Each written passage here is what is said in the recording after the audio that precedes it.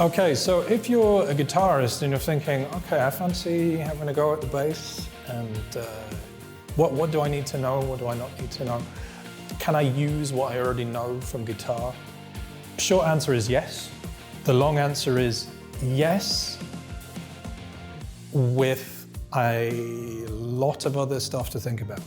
For example, it is the bottom 4 strings of a guitar tuned down an octave. If you already know the names of the notes on the fretboard, they're exactly the same in the same tuning. Even with drop D, it's exactly the same. A few things to think about though is in terms of technique. As I mentioned before, the majority of bass playing is done with fingers, and it's not fingerstyle in the same way that you would play with guitar. So that's the first thing to think about, is that right hand technique in terms of fingerstyle is completely different.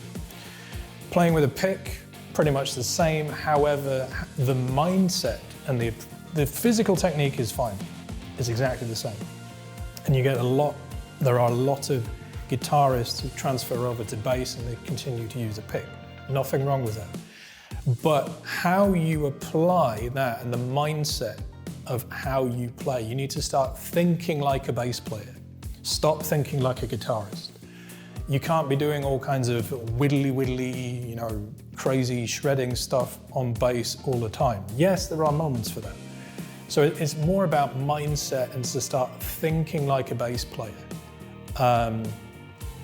And also to forget about being a guitarist as well. Use what you know, but adapt it.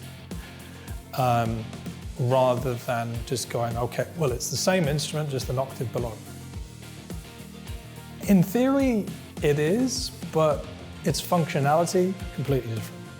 So start listening to bass players and start researching some more on how to think like a bass player, so the mindset of a bass player. Then yes, it is very doable. And there are millions of bass players who started as guitarists, or vice versa, guitarists who play, bassists who play guitar, but they are 2 different instruments, so treat them as such.